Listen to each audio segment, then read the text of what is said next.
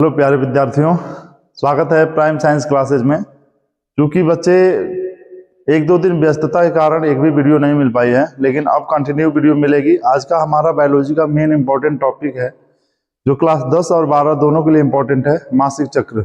ये दोनों क्लासों में बोर्ड एग्जाम में पूछे गए प्रश्न है। मानव में लैंगिक जनन क्लास 12 में एक अध्याय है और 10 में जीव जनन कैसे करते हैं। इन दोनों में एक महत्वपूर्ण टॉपिक है जो पूछा जाता है। तो सबसे पहले हम जानेंगे मेंस्ट्रुअल साइकिल क्या होता है। बच्चे बता दें कि किसी भी फीमेल में प्रजनन काल प्रारंभ होता है किशोरावस्था से, और किशोरावस्था होती है 11 या 12 वर्ष से 13 वर्ष तक फीमेल में। कह रहा है कि मादा में मासिक चक्र के प्रारंभ को ही जनन काल का प्रारंभ माना जाता है।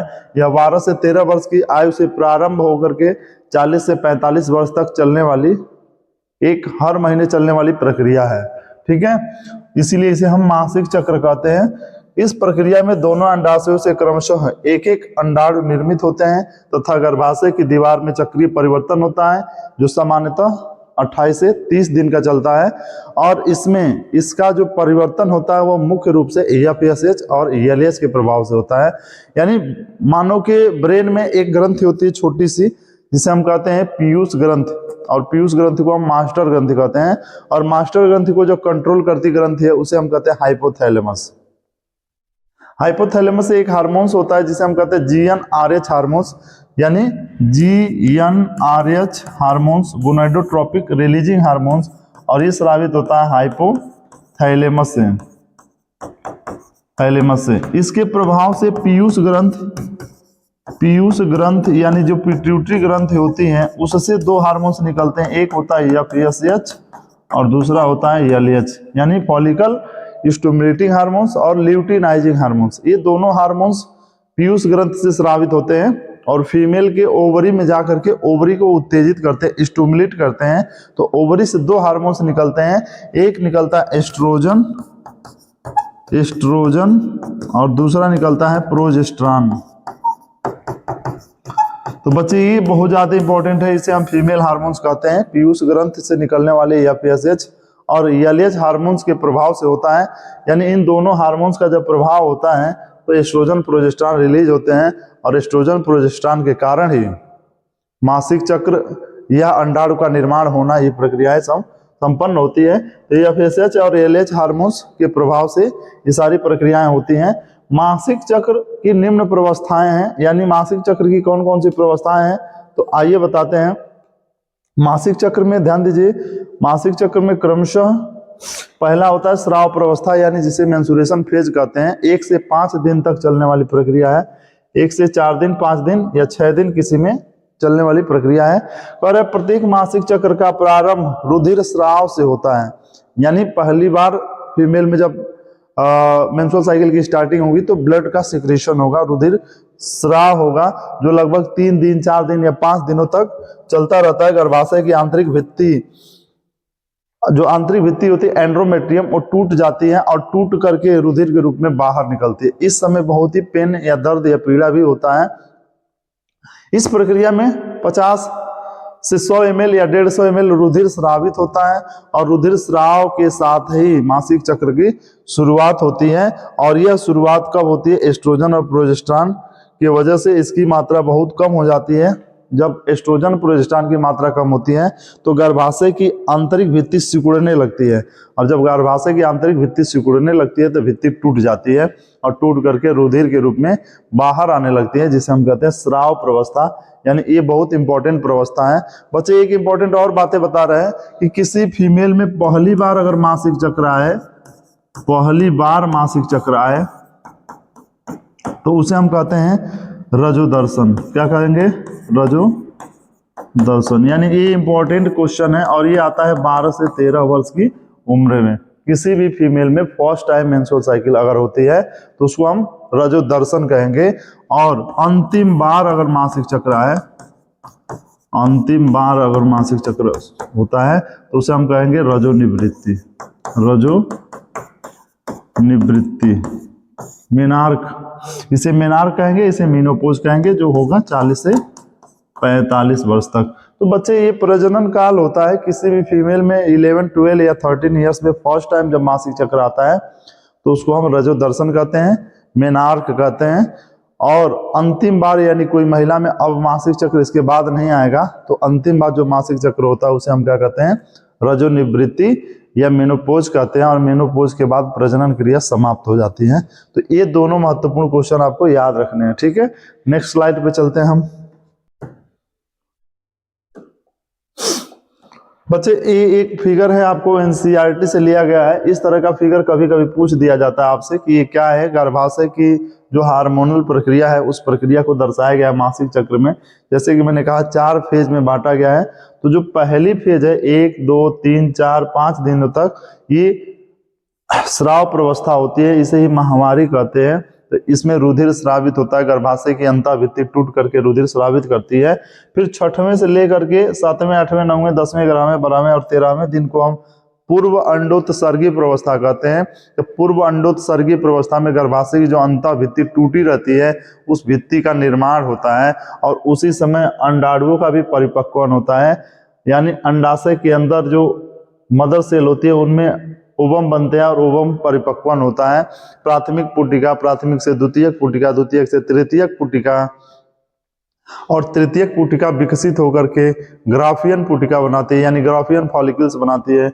और जब बच्चे ग्राफियन फॉलिकल्स बन जाता है ना तो ये FSH, LH की मात्रा बढ़ जाती है, यानी एस्ट्रोजन और प्रोजेस्टेरॉन की मात्रा जैसे ही बढ़ती है तो ग्राफियन पुटिका फट जाती है, यानी परिपक्व पुटिका फट जाती है। और फटती है तो अंडाणु बाहर आता है और अंडाणु के बाहर आने की क्रिया को अंडोत्सर्ग कहते हैं। क्या कहते हैं? अंडोत्सर्ग कहते हैं। तो ये अंडोत्सर्ग बहुत इंपॉर्टेंट है, पूछा जाता है। तो जैसे कि हमने पहला बताया कि स्राव प्रवस्था, दूसरा पूर्व अंडोत्सर्गी प्रवस्था, और जो 14वें दिन की टाइमिंग होती है उसे हम अंडोत्सर्गी प्रवस्था कहते हैं। इसी दिन LH और FSH की मात्रा, देखिए हार्मोन्स का लेवल कितना ज्यादा है और हार्मोन्स के लेवल बढ़ने के कारण अंडाशय के अंदर जो फॉलिकल बनते हैं वो फट जाते हैं और फॉलिकल के फटने से अंडाणु बाहर आना अंडोत्सर्ग कहलाता है।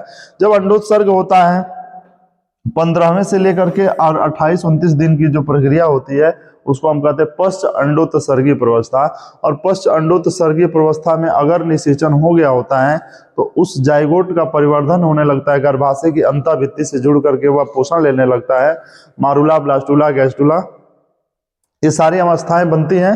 अगर निषेचन नहीं होता है तो जो फटी हुई ग्राफियन पुटिका है वह फटी हुई ग्राफियन पुटिका है एक धब्बे के रूप में बन जाती है जिसे हम कहते हैं कार्पस एल्बिकेंस। अगर निषेचन हो जाता है तो जो फटी हुई ग्राफियन पुटिका है कार्पस ल्यूटियम का निर्माण करती है जो बाद में एक अंतःस्रावी ग्रंथ के समान कार्य करता है। तो इसमें हार्मोन्स के लेवल को यानी हार्मोन्स के प्रभाव को दर्शाया गया है कि ये है प्रोजेस्टेरॉन और ये है एस्ट्रोजन और ये हमारा ये है LH और ये FSH है, ठीक है। तो ये इसमें सारे हार्मोन्स को दर्शाया गया है और किस तरह से गर्भाशय की आंतरिक दीवारों में परिवर्तन को दिखाया गया है। तो बच्चे ये फिगर बहुत इंपॉर्टेंट है। अभी इस फिगर के बारे में थोड़ी सी चर्चा और हम करेंगे। नेक्स्ट स्लाइड लेते हैं। जैसे कि आप देखे हैं कि मासिक चक्र को हमने 4 प्रवस्थाओं में बांटा है। पहली प्रवस्था स्राव प्रवस्था हमने बताई है। दूसरी प्रवस्था जो हमारी होती है पूर्व अंडोत्सर्गी प्रवस्था होती है और ये चलती है 6 से लेकर के 13 दिन तक, ठीक है। 6 से लेकर के 13 दिन तक कह रहा है यह 6 से 13 दिन तक जिसमें गर्भाशय की नई भित्ति का निर्माण होता है तथा पुटिकाएं विकसित होती हैं। जैसा कि अभी हमने बताया प्राथमिक पुटिका, द्वितीयक पुटिका, तृतीयक पुटिका, उसके बाद से ग्राफियन पुटिका का निर्माण होता है। तो पूर्व अंडोत्सर्गी प्रवस्था में सारी प्रक्रियाएं होती है। अंडोत्सर्गी प्रवस्था यानी ओवुलाइजेशन फेज बहुत छोटी प्रवस्था होती है। मादा में अंडोत्सर्ग यानी जो ओवुलाइजेशन होता है, ओवुलाइजेशन की प्रक्रिया आवर्त चक्र के 14वें दिन होती है। जब यह FSH तथा LH उच्च स्तर पर पहुंच जाता है तो ग्राफियन पुटिका फट करके अंडाणु उत्सर्जित करती है और अंडाणु के बाहर आने की क्रिया को ही अंडोत्सर्ग कहते हैं। यानी ये एक महत्वपूर्ण प्रक्रिया है। पश्च अंडोत्सर्गी प्रवस्था इंपॉर्टेंट है। कहा गया है कि यह 15 से 28 या 30 दिन तक चलने वाली प्रक्रिया है जिसमें हार्मोनल हार्मोन्स का प्रभाव धीरे धीरे कम हो जाता है। और फटी हुई पुटिका निषेचन न होने पर, अगर निषेचन नहीं होता है तो वो एक धब्बे के रूप में बन जाएगी, जिसे हम कहते हैं कार्पस एल्बिकेंस। अगर निषेचन हो जाता है तो वह एक अंतःस्रावी ग्रंथि बनाएगी, जिसे हम कार्पस ल्यूटियम कहते हैं, जिससे बाद में एस्ट्रोजन, प्रोजेस्टेरॉन, इनहिबिन और रिलैक्सिन नामक हार्मोन स्रावित होते हैं, जो प्रसव के समय भी महत्वपूर्ण भूमिका निभाते हैं। तो ये मासिक चक्र हमारे लिए बहुत ज़्यादा इंपॉर्टेंट है, हर साल पूछा गया क्वेश्चन है, इसलिए बच्चे इस टॉपिक को बहुत जल्दी से तैयार कर लेंगे। एक और स्लाइड है, उसमें बताया गया है, तो थोड़ा सा ही थोड़ा धुंधला दिख रहा है, लेकिन समझ में आएगा आपको। बच्चे ध्यान दीजिएगा, ये हमारे शरीर में होता है पीयूष ग्रंथ, ठीक है, और ये हाइपोथैलेमस है, ठीक। तो हाइपोथैलेमस पीयूष ग्रंथि को कंट्रोल करता है। हमारे शरीर की जो शरीर में जो पीयूष ग्रंथि होती है, पीयूष ग्रंथि को हम मास्टर ग्रंथि कहते हैं। पीयूष ग्रंथि को क्या कहते हैं? मास्टर ग्रंथि कहते हैं। और ये पीयूष ग्रंथि शरीर के सभी ग्रंथियों को कंट्रोल करती है, ठीक है, इसीलिए इसे हम मास्टर ग्रंथि कहते हैं। लेकिन इस पीयूष ग्रंथि को कंट्रोल करता है एक छोटी सी ग्रंथि, जिसे कहते हैं हाइपोथैलेमस। तो हाइपोथैलेमस को हम मास्टर ग्रंथि कहते हैं। यानी हाइपोथैलेमस एक हार्मोन स्रावित होता है, जिसे हम कहते हैं GnRH हार्मोन्स, GnRH हार्मोन्स। इसे हम कहेंगे गोनाडोट्रोपिक रिलीजिंग हार्मोन्स। और ये गोनाडोट्रोपिक जो रिलीजिंग हार्मोन्स है, यह पीयूष ग्रंथि को उत्तेजित करता है। जब पीयूष ग्रंथि को उत्तेजित करेगा तो इससे FSH और LH यानी फॉलिकल उत्तेजक हार्मोन्स, स्टिमुलेटिंग है, उत्तेजक हार्मोन्स है, और ल्यूटिनाइजिंग हार्मोन स्रावित करता है। और ये दोनों हार्मोन्स पुरुष और स्त्री के जननांगों में पहुंचते हैं रुधिर के माध्यम से, और वहां पर जा करके उन जननांगों को उत्तेजित करते हैं, तो वहां से हार्मोन्स निकलता है। यानी फीमेल है तो फीमेल के अंडाशय से हार्मोन्स निकलेगा, और अंडाशय में अनेक परिवर्तन को यह परिवर्तन के लिए उत्तरदायी होते हैं। अंडाशय से 2 हार्मोन्स निकलते हैं, जो कि अभी हमने बताया है। एक हार्मोन्स होता है एस्ट्रोजन, एक होता है एस्ट्रोजन, और दूसरा हार्मोन्स होता है प्रोजेस्टेरॉन। ये दोनों हार्मोन्स मासिक चक्र और स्त्रियों के शरीर में जो परिवर्तन होते हैं, स्तनों में परिवर्तन होते हैं, इन सब के लिए उत्तरदायी होता है।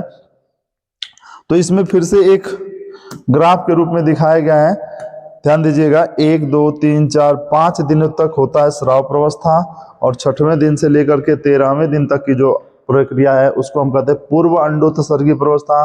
जो 14वें दिन की प्रक्रिया होती है उसमें ग्राफेन पुटिका फट जाती है और अंडाणु बाहर निकलता है, इसे हम कहते हैं अंडोत्सर्ग। तो ये इंपॉर्टेंट है। और अंडोत्सर्ग के बाद होता है पश्च अंडोत्सर्गी प्रवस्था, और इसी में सारी प्रक्रियाएं संपन्न होती हैं 28 दिन के अंदर ही, और ये प्रक्रियाएं हर मंथ चलती हैं, इसीलिए इसे हम मासिक चक्र कहते हैं। तो बच्चे, मासिक चक्र आपके लिए बहुत ज़्यादा इंपॉर्टेंट है, इस टॉपिक को मिस नहीं करना है, इस टॉपिक को पूर्ण रूप से तैयार करके जाना है।